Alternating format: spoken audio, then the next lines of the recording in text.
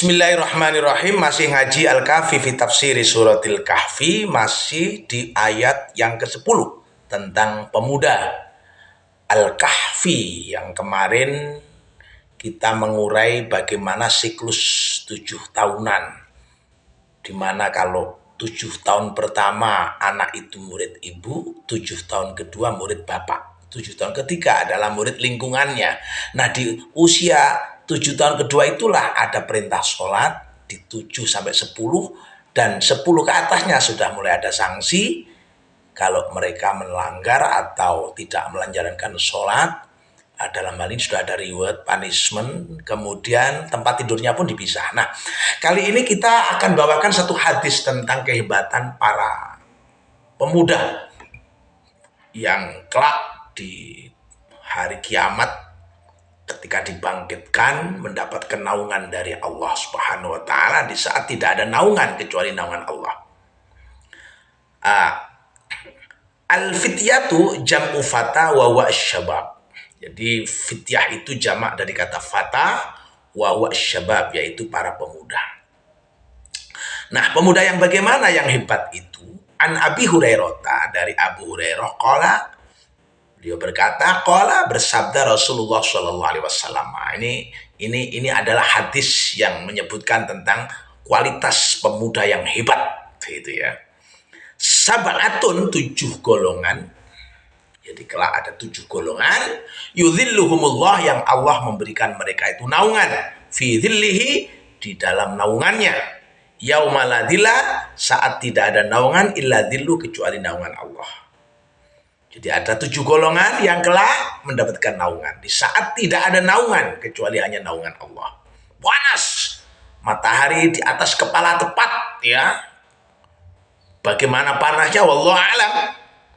Yang pertama dari 7 golongan itu adalah imamun, pemimpin adilun, yang adil. Nah, ini dulu, kalau jadi pemimpin, jadilah pemimpin yang adil. Nah, yang kedua ini yang tadi kita jadikan topik, yaitu wasyabun, pemuda, nasya'a, tumbuh fi ibadatillahi, dalam aktif ibadah kepada Allah Subhanahu wa taala. Jadi pemuda yang hebat, yang berkualitas adalah yang mengisi masa mudanya untuk beribadah kepada Allah. Dekat dengan masjid, cinta dengan masjid, senang ta'lim. Jadi kalau kita punya anak yang masih usia muda, sudah mereka itu rajin ibadah, Masya Allah, sangat-sangat bersyukur, wahai para orang tua. Ayo, mulai sekarang anak-anak kita dorong. Bagaimana caranya? Ya, tadi kita sebutkan dalam hadis, ya 7 tahun itu sudah mulai ada motivasi untuk sholat. 10 tahunnya sudah mulai diperkenalkan dengan sanksi dan penghargaan. Nah, itu namanya syabun nasya'a fi ibadatillah. Seperti siapa? Seperti Ashabul Kahfi atau juga Ashabul Rakim. Nah, beda kan? Kalau Ashabul Kahfi itu konon adalah pemuda yang mempertahankan imannya kemudian bersembunyi di dalam gua. Kalau Ashabul Rakim juga sama, sekelompok pemuda yang bersembunyi di sebuah desa terpencil, membaur dengan masyarakat, menyembunyikan imannya, khawatir dipaksa untuk melepaskan iman. Nah, itu adalah para pemuda-pemuda Ar-Rakim dan Al-Kahfi itu. Nah, bagaimana dengan pemuda sekarang? Ayo, ada remas, ya, ada remaja masjid. Warajulun qalbuhu mu'allakun fil masajid. Warajulun, dan laki-laki atau orang, ya, qalbu, yang hatinya mu'allakun, bergantung, fil masajidi, di dalam masjid, ya, di dalam masjid.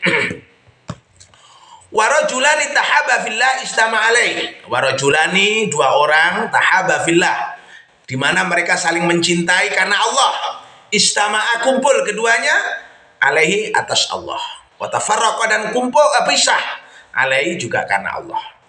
Jadi ada 2 orang yang cinta ataupun berkumpulnya itu karena Allah, pisahnya juga karena Allah, bukan karena nafsu.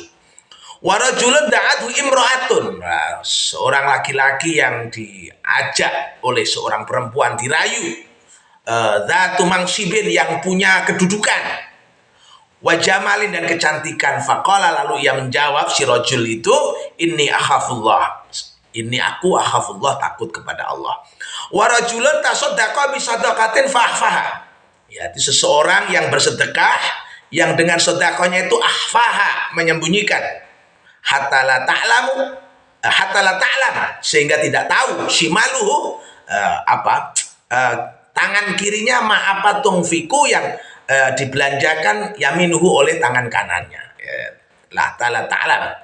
Warajulun dzakarallah, yakni seorang yang selalu ingat kepada Allah khalian di waktu sepi. Fafadat, lalu menetes ainahu, dua mata, menetes air mata ainahu, dari kedua matanya. Jadi kita fokus di sini apa? Syabun nasya'a fi ibadatillah. Mudah-mudahan kita punya anak yang sejak mudanya sudah taat ibadah kepada Allah. Kenalkan mereka dengan masjid. Cintakan kepada mereka dengan masjid, bukan dengan mall ya, bukan dengan tempat-tempat hiburan. Nah, perkenalkan dengan masjid. Cinta dengan masjid. Itulah yang nantinya akan tumbuh menjadi ashabul kahfi atau ashabul raqim.